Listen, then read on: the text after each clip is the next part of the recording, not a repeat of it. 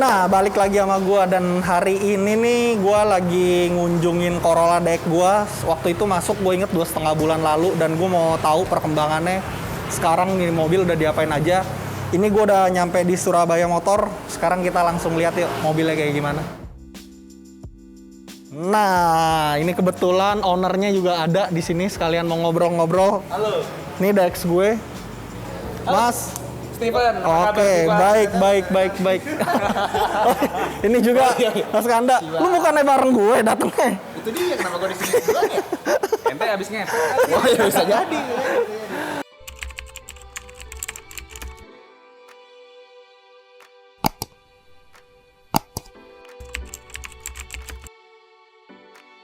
Oke, ini gue sekarang udah di depan mobilnya nih. Ini kebetulan nama ownernya yang ngerjain DX gue juga. Sekarang kita mau tanya-tanya nih, perkembangannya udah nyampe di mana nih mobil. Gimana Mas? Jadi setelah terakhir gue tinggalin nih mobil 2,5 bulan lalu kan. Betul. Terus, jadi ini udah apa aja yang dikerjain nih Mas? Kalau secara keseluruhan, mobil datang kan pertama kita kerokin dulu. Iya. Ya. Set udah dikerok, ketahuan bolong-bolongnya di mana. Ternyata dari 100% bodi ini 80% udah hancur. Oh, 80% hancur? 80% udah hancur. Oke. Dari bodi 80%? 80%. Oke. Terus kerangka-kerangka hancur semua. Jadi yang pertama kita lakuin nge-build bodinya dulu sih. Oke. Nge-build bodinya ini salah satunya udah jadi. Ini udah baru. Ini baru juga. Jadi ini semua ganti plat ya? Ini ganti plat baru. Oke. Dex sebelah kiri udah beres. Cuman waktu pas kita belah atasnya itu, kaki ayamnya udah putus, Bre. Oh, kaki ayamnya itu udah putus? Kaki ayamnya udah putus. Bener-bener putus? Bener-bener putus, udah nggak nyambung sama sekali. Oke. Tadinya kan gue rencananya mau gue naikin ke cangkang nih, mau gue naikin ke troli, kaki-kaki turunin. Cuman resiko. Oh, ini ya? Patah pinggang. Iya, patah gitu. pinggang, bener-bener. Kalau misalnya patah pinggang, gue sorry tuh saya nggak bisa ngelanjutin. Iya. Gitu, makanya kaki-kaki gue biarin dulu sampai semua rangka ini jejak bener-bener 100% kuat, baru gue copotin kaki-kakinya. Oke. Itu prosesnya. Ini jadi yang udah di las 75%. Kelasnya 75% udah, dari 100% 75% udah kelas semua, paling tinggal dikit-dikitnya aja sih. Gitu. Nah, jadi kalau misalkan ini nih prosesnya udah 75% nih, terus rencana kelarnya kan memang masih lumayan panjang ya, di Januari atau di Februari. Yes. Setelah ini apa Mas yang mau dikerjain? Oke, setelah body struktur udah jadi, body udah lempeng, nat-natnya udah lurus, mobil mau dicopot kaki-kakinya, dinaikin ke troli, kita udah mulai proses flingkut kolong, terus ngedempulin body. Oke. Dan gue di sini dempulnya rencananya pakai dempul putih semua. Oh, itu dempul putih semua ya? Dempul putih semua. Oke. Paling ada dempul hijau, tapi komposisinya banyak kan dempul putihnya daripada dempul hijaunya. Oke. Karena kan ini hitungannya plat baru ya. Lebih bagus kalau pakai dempul putih sih, karena dempul putih lebih keras. Oke. Nah, terus buat kalian juga, nah maksudnya selain itu, selain dempul putih lebih keras, kenapa sih ya lebih disarankannya tuh dempul putih supaya ya yang nonton juga tahu lah bedanya dempul hijau dengan dempul putih itu seperti apa? Kalau dempul putih itu satu harganya. Ada harga, pasti ada kualitas dong. Yes. Nah, kualitasnya si dempul putih itu dia itu dikeroknya susah. Dia itu daya erat sama platnya, daya erat antara dempul sama campuran pengerasnya itu lebih menyatu jadi lebih kuat. Dan itu nggak resiko sewaktu-waktu cat bakal nimbul. Gitu. Oke. Karena gue mau minimalisir dempul tebel di sini. Jadi ya kelihatannya kayak kaleng aja. Kayak kaleng aja. Meskipun gue emang di sini rata-rata pakai dempul putih dulu basicnya. Dasarnya dempul putih, paling nanti ngelurusin baru pakai dempul hijau. Yang penting dasarnya kuat dulu. Oke. Gitu. Nah, terus Mas selama proses ini nih sampai detik ini ya gitu ya. Kesulitannya di mana Mas buat nge-restore mobil ini? Apa sih yang mesti diperhatiin secara detail tuh? Jangan sampai ini nat-nat DX tuh jangan sampai kelupaan di sini atau gimana? Oh, kalau misalnya hambatannya sih gue belum nemu sih hambatannya, karena emang gue udah biasa bangun ginian. Oke. Cuman hambatannya, kok ini habis di las 1 dibuka nemu lagi. Gue bilang ini nggak udah gue bilang nggak beres-beres nih gue bilang. Udah dilas dibuka lagi ada lagi yang keropos. Ada lagi, ketemu lagi. Tapi emang gue mewajari sih karena mobil emang udah lama diem. Iya. Masih ada di mana-mana itu hal yang wajar. Tapi gimana pun juga gue mau ngerjain fokus, santai, tapi detail dari nat-natnya semua balik lagi seperti aslinya. Oke.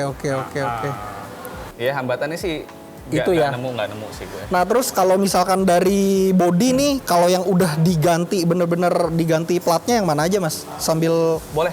Ini baru semua. Nah, pintu semua baru ya? Baru semua. Oke. Bisa kelihatan baru apa enggaknya dari sini. Mungkin kamera bisa ke sini. Ini dalamnya plat baru. Oh berarti ntar filler aja tak? Filler aja. Oke. Ini baru. Dan ini kenapa gue potong? Oke. Ini dipotong karena kayaknya mobil lu pernah dilas nih, Steve. Oh, sebelumnya ya? Sebelumnya kayak pernah dilas, tapi mungkin sorry to say, yang ngelas ngasal. Nggak ngasal juga, maksudnya ngasal juga. Gimana ya biar enak ngomongnya, maksudnya kurang paham lah. Oh. Bentuk karet TDX.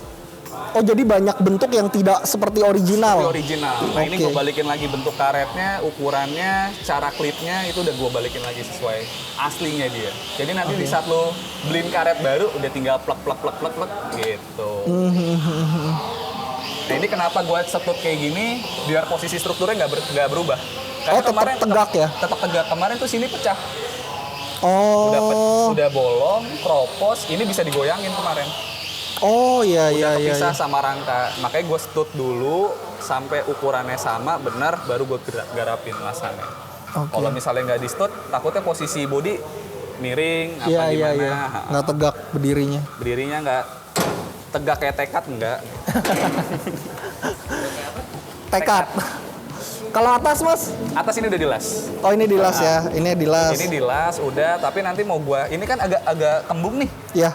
Ini mau dipres lagi ke bawah. Oh. Ini dipres lagi ke bawah. Oh berarti ini posisinya itu masih belum sesuai dengan originalnya nih? Masih harusnya belum. Lebih pendek lagi. Nah, karena gue wajarin kenapa ini jadi kembung, karena dia kan kejemur panas. Lama-lama pasti nguap. Nah makanya kemarin catnya pada pecah kan. Iya. Jadi posisinya jadi cembung, nah ini harus dipres ke bawah, nyamain bentuk aslinya. Oke, tadi udah 2 pintu, ini udah. Nah, ini full juga? Ini full semua. Oh, ini full juga nih. Ini full juga. Diganti plat baru. Nut di sini kan Dex tuh ada nut yang di sini nih, kecil banget. Oke. Nut di sini ini udah gue bikin. Oh, yang Defender ya? Yes. Betul. Nah, terus tadi nut yang di sini juga udah hilang. Ini gue bikinin lagi. Pokoknya gimana pun caranya nutnya harus seperti aslinya Dex lagi. Oke. Lanjut lagi. Nah, ini nih bagian yang gue bilang konyol kemarin. Oke. Gue copot. Dia kan ada besi bentangannya. Iya, betul. Itu keropos juga. Oh, itu udah hancur. Itu hancur. Ini kiri dalam sini udah bikin baru lagi. Ini bikin baru. Overall ini udah bakal aman sih. Oke. Oh, ini bentukannya juga diikutin sama persis sama originalnya ya? Originalnya. Iya, makanya kenapa gue sering dipercaya sama mobil bengkel-bengkel sama orang-orang yang main klasik, karena tukang las gue, sumber daya manusia gue itu tuh ngerti bentuk-bentuk mobil-mobil tua. Gitu. Oh. Ini gue bikin bentuk asli, soalnya nggak mungkin kan kita ngerestor. Iya, nggak tahu bentuknya kayak gimana. Bentuknya abal-abal kayaknya nggak worth it gitu dibayarnya. Nah, di sisi kanan? Di sisi kanan kita baru sampai sini nih Mas Steve. Oh nanti ini bakal di kayak sebelah kiri juga ya? Betul. Ini nanti cuman yang ini lebih mending daripada yang sebelah kiri ya. Kalau yang kiri itu pintunya bolong-bolong semua. Kalau yang ini masih mending, paling gua cut off di sini. Ini bikin baru ke bawah. Oh. Nah, ini emang dasar ininya merah? Ini merah itu zaman dulu belum ada teknologi epoxy. Masih pakai meni. Nah, ini meni. Oh, ininya merah. Dia pelapis sebelum cat itu pakai meni. Oh. Katanya tempat original total nih jok merah ini kan? Yep. Iya, kalau di betul. Itu ini nanti di cut off juga, dipotong juga. Kita bikin baru lagi. Ini nih. Yes. Nah, ini gue prediksi dulu karena gue belum melihat kondisi parahnya ya. Pas udah tahu kondisi parahnya, dari gua prediksi pakai plat cuman 4 lembar, ini udah lewat. Udah lewat dari target. Ulah, waduh. Gue jadi langganan tukang plat jadi ceritanya nih. Tosan mulu sama si Inci. Terus kalau misalkan dari ini Mas, bagian ruang mesin yang mesti dibenerin kroposnya? Kalau ini Firewall? masih better ya. Ya. Paling nut-nut di sininya aja. Nanti gue bikin, dia aslinya tuh kayak ada tindihan, lasannya nindih gitu, terus pakai sealant. Oh, ditutupin body. silet. Nah, itu aslinya. Cuman kalau ini kayaknya engselnya udah. Iya, ini udah kropos nih, parah banget. Udah peot banget. Itu ntar engsel harus ganti. Ntar kalau bisa lo siapin, karena gue mau cut off ini, mau bikin ulang atasnya. Oh, ininya ya? Ini bikin semua. Cuman kalau untuk rangka ini sih kuat, masih bagus. Masih oke ya? Cuman yang belakang udah hancur kemarin. Oke. Jadi kan dia itu di belakang itu, di kaki ayamnya itu ada bentangan kayak gini. Nah itu yang udah putus. Kalau misalnya udah putus, satu patah pinggang, kaki-kaki mobil bisa larinya begini-begini. Iya. Makanya itu gue beresin strukturnya dulu, baru ke body-bodinya. Tapi dari struktur ini 100% udah beres. Oh, dari struktur ini Strukturnya 100% overall udah beres. Cuman tinggal ngebentuk bodinya lagi aja. Bentuk Gitu. Sama deck sebelah kanan. Tapi dalam artian deck Deck itu, sebelah situ? Deck itu bukan sasis ya. Maksudnya deck aja. Kadang ada orang mikir sasis itu sama deck itu hal yang sama, padahal itu berbeda. Sasis itu tulang kan? Sasis itu tulang. Iya kan? Kalau yang deck itu ya. Deck itu cuman lembaran plat yang dibentuk untuk dasaran aja. Oh iya. Banyak orang salah kaprah di situ. Nah, jadi udah tuh tadi kalian udah nonton proses buat DX gua udah sampai mana dan apa yang bakal dikerjain ke depannya. Sekarang gue mau lanjut ngobrol nih, karena waktu kemarin gua taruh ini mobil, kita belum sempet nge-review bengkelnya. Cuman ngeliat isinya aja. Nah, ini kebetulan orangnya ada. Gue pengen ngobrol-ngobrol juga. Jadi Surabaya Motor ini sebenarnya tuh dari tahun berapa, Mas? Kalau Surabaya Motor sendiri tuh sebenarnya dari tahun 1970. Oke, 1970 bro, gue belum lahir. Direncanain juga belum. Direncanain juga belum. Oke, terus? Itu pertama bokap. Oke. Bokap gue itu orang Surabaya, pindah ke Jakarta mengadu nasib. Awalnya tukang air dulu, bro. Oh, tukang air. Bokap gue tukang air dulu, nah terus belajar ngelas di tukang ngelas pagar. Ngerti lama-lama belajar masalah struktur mobil, bisa ngelas mobil, akhirnya bikinlah Surabaya Motor. Itu pertama di karet. Oh, karet Jakarta Pejompongan. Pejompongan. Pertama Oke. bengkel kita di situ, itu masih kontrak. Cuman ya di saat itu bokap gue maunya punya tempat sendiri. Setelah jalan berapa tahun di karet itu, bokap gue beli tanah di Lebak Bulus. Yang sekarang jadi Hotel Mercure. Oh, sebelumnya bengkelnya di situ. Sebelum bengkelnya di situ, Hotel Mercure. Akhirnya bokap. Itu tahun berapa tuh? Tahun 96 sampai 2012. Oh, 96 sampai 2020. Jadi sebelumnya itu di karet dari tahun 70-an itu. 70-an itu. Itu ngerintis dulu bokap di situ. Pindah ke Lebak Bulus, punya bengkel lagi, pindah ke Lebak Bulus, bengkelnya pindah ke situ. Sampai tahun 2012 dibeli sama Hotel Mercure. Oh, oke. Gitu. Pindahlah ke sini. Jadi di sini itu 9 tahun. Di sini 9 tahun. Nah, di sini itu bokap mungkin karena udah usia, bokap gue terus terang udah usia 78. Udah 78 dan gue anak paling bontot, anak ke 10. Anak kayak ayam ya. Belum kenal KB dulu. Belum kenal KB. Lanjut terus. Gaspol terus. Gue anak ke 10, nah akhirnya bokap gue kayak, gue ada passion di mobil. Oke, yang lain jadi 9 itu kakak lu nggak ada sama sekali? Bukan nggak ada, tapi bokap gue lebih melihat gue itu lebih berbakat dibandingkan ber-10 itu. Akhirnya bokap gue waktu pindah ke sini, bokap gue mau pensiun, bokap gue, tadinya kan gue udah kerja di perusahaan BUMN lah. Dipanggil, Val bengkel mau aku lepas, mau istirahat, serahin semuanya ke kamu. Disitulah gue mulai pegang sini. Nah itu prosesnya itu gue dari bodoh sampai jadi ngerti itu panjang ya. Panjang banget dan karena bokap. Jadi gini, sorry bro, gue potong. Jadi pas lu kerja di BUMN 2012 lu kesini, lu dicemplungin nih, gue kasih lu buta sama sekali. Jadi gini, pas 2012 itu gue masih SMA. Oke. Oh, 2012 masih SMA. Gue kesini. Jadi ketahuan umur ya nih. Ketahuan umur. Gue dicemplungin waktu SMA, bantu-bantu dikit-dikit. Pas gue lulus kuliah, singkatnya nih ya, langsung singkatnya, gue keterima di BUMN. Oke. Bokap gue udah bener-bener udah nggak bisa megang bengkel, udah nggak bisa handle. Ya udah langsung dipanggil deh gue. Dan itu kondisinya gue serah terima. Resign tuh berarti. Resign. Serah terima itu bokap gue di rumah sakit. Oh. Lagi di rumah sakit. Sorry, bokap masih sehat kan? Masih sehat, masih bisa nyetir. Oh ya syukur. Gue pikir tadi habis rumah sakit. Oke, kita lanjut nih. Sekarang jadi kalau kalian lihat nih di sini rata-rata mobilnya tuh tua semua. Jadi itu juga jadi pertanyaan gue, mungkin yang nonton juga mau tahu. Oke. Kenapa sih di sini tuh megangnya rata-rata mobil tua? Mungkin 80%, 90% Mobil tua ya. Kalau misalnya gue sih nggak tahu kenapa orang trusted sama gue masalah mobil tua.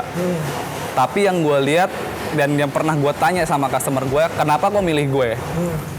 Untuk bikin mobil tua, ngerestor mobil tua itu butuh orang-orang yang pengalamannya jauh. Dan rata-rata SDM gue yang di sini dari zaman karet dulu. Oh ya dari tahun 70. Dari tahun 70 itu. Dari mereka masih umur 12 tahun sampai sekarang udah punya anak, udah anak-anak udah pada nikah, mereka tetap setia kerja di sini. Oke. Dan mereka itu emang udah expert sama mobil-mobilnya tahun yang itu. Tapi maksudnya memang kalau mobil tua itu memang ngerjainnya pasti lebih ribet lah ya. Pasti lebih ribet. Salah satunya yang nemu-nemu kropos gini, ngenat-ngenat lagi, itu emang lebih ribet karena kan proses ngebongkarnya jauh lebih ekstra, masang-masangnya pun juga harus detail. Itu yang harus pakai orang-orang yang udah biasa lah. Oke, jadi ini bisa dibilang salah satu kelebihan di bengkel itu. Karena tenaga kerjanya itu SDM. dari tahun 70-an memang kerjainnya dari dulu ya mobil-mobil tua juga. Dan sekarang itu ya sampai sekarang. Sekarang itu sampai sekarang benar. Gitu. Tapi gue tetap nerima mobil muda juga ya. Tetap nerima mobil muda juga masuk. Tapi mobil tua sangat direkomendasi buat di sini karena memang tenaga kerjanya tuh mumpuni. Mumpuni. Satu itu, kedua juga yang bikin gue dilihat sama orang itu, gue di sini pakai kualitas yang bagus. Standar gue semua di sini mau sol-solan satu panel, mau bodian, standarnya Siken. AkzoNobel Siken. Tapi kalau mau di-upgrade lagi yang lebih bagus, gue sediain Spyker. Oke. Spyker. Gitu. Nah, sekarang udah gue mau nanya nih, kalian juga pasti penasaran kan, berapa sih biaya cat di sini tuh berapa gitu? Oke Mas, jadi boleh kasih tahu gak biaya-biayanya tuh buat cat siram, cat kerok, per panel itu berapa Mas? Boleh. Tapi ini gue ngasih gambaran umum aja ya. Lebih aja. Kalau misalnya harga sepanel itu 850. Oke, 850. Kalau kap mesin sama atap karena bidangnya lebih gede, itu harga 1 juta. Itu pakai Siken? Pakai Siken standarnya. Itu kalau misalnya Lisplang lebih murah karena bidangnya dikit itu 500.000. Tapi kalau nyiram luar nggak sampai dalam-dalam pintu, itu ukuran jazz itu sekitar 7 jutaan. Itu buat cat siram? Cat siram luar doang. Cat siram luar. Cat siram kerok? Cat siram kerok tambah 8 juta. Tambah 8 juta jadi 15? 15. Nah itu biasa pengerjaannya berapa lama? Kalau misalnya siram itu 2 minggu. 2 minggu pasti kelar? Pasti kelar. Kalau misalnya dikerok, nah itu yang agak lama tuh Mas. Estimasi bisa 2 bulan. Oh 2 bulan? 2 bulanan. Oke, nah itu tadi kurang lebih price list dari Surabaya Motor. Ini gue lagi kebetulan ngobrol juga sama ownernya, Mas Noval. Thank you buat yang udah nonton. Mas Noval mungkin mau ngomong sesuatu. Mau ngomong sesuatu apa tuh? ya? Kalau kalian mau tahu gue lebih lanjut, lihat Instagram gue di bawah sini. Surabaya Motor sama nomor telepon gue kalau mau nanya-nanya. Nanti alamatnya juga dicantumin. Jadi kalau kalian emang mau nanya-nanya segala macam soal restorasi mobil, bisa langsung ke Mas Novalnya.